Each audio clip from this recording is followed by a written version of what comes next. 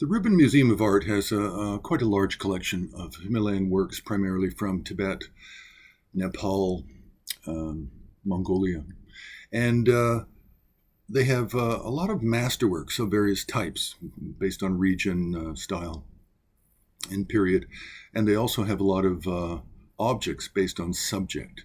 So a real strength of the Rubin Museum is their number of objects that all belong to a single subject. So we're just going to look quickly at the subject of the bodhisattva in Sutrayana and the deity in Vajrayana of the subject of Vajrapani. So Vajrapani has a number of different types of appearance. And in the Rubin Museum, there's at least 29 objects that depict, figurative objects that depict Vajrapani. And out of those, there's approximately 5 metalworks, which are particularly strong. The earliest should be just post-Gandharan, early Swat, maybe the 7th century, standing peaceful form of the bodhisattva Vajrapani. In the Mahayana Sutras, Vajrapani is regarded as a kind of a realized student of Shakyamuni Buddha, and considered somebody that would be considered somebody who actually lived, was actually a real entity rather than a kind of archetypal deity, which is made up.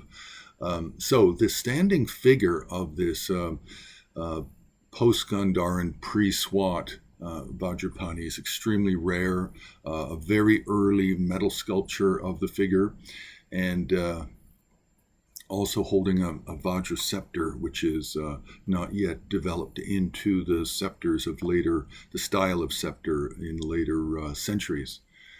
So this is really truly a treasure of the Rubin Museum. Now, the second piece, just going in order here on the Har website, is actually appears to be from Bengal, and this would be really probably the 11th century. Quite unusual, very wrathful, biting the upper teeth, biting down on the lower lip, holding upraised a Vajra and a bell. And what's interesting is there's a Garuda bird at the top of the Torana, clutching 2 snakes in the mouth, in the beak. And those snakes continue down the back of Vajrapani, and then he's actually standing on them down below, just above the lotus. So it's really unusual iconography. And no, I'm not sure what text this is coming out of. I've really not seen a text that describes Vajrapani in this exact manner. Now, the next piece, again, it's extremely fascinating because it's Nepalese. It's 13th century, but it's Kasayatse, what used to be called Kasamala. This is from the kingdom in West Nepal, and it has a large inscription around the base as well, in the wrathful form, holding a Vajra upraised and a bell to the heart. The next item is actually wood, a wood carving, and this is, it could be 13th century, otherwise 14th century. To my eye, it's very much in a kind of a Shalu kind of style and depiction of the 3 forms of Nilambara, wrathful Vajrapani, with mantra in Sanskrit mantra carved in Tibetan script down below. Just a fascinating wooden kind of architectural piece. It probably would have lined a hallway or something like that, or above a door, which you can find at the Lhasa Cathedral in the middle of Lhasa, surrounded by the bar court. Then you have a lot of wooden panels similar to this.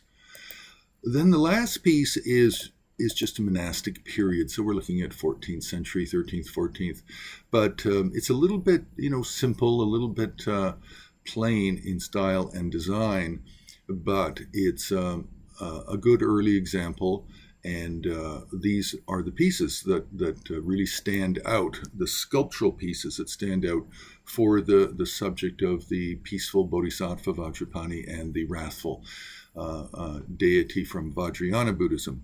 And then another time we'll talk about the paintings in textile. But for the Rubin Museum, for Vajrapani, their strength really is in the sculpture. So you can press like, you can join her on Patreon, and you can also make a donation on the homepage of Himalayan Art Resources.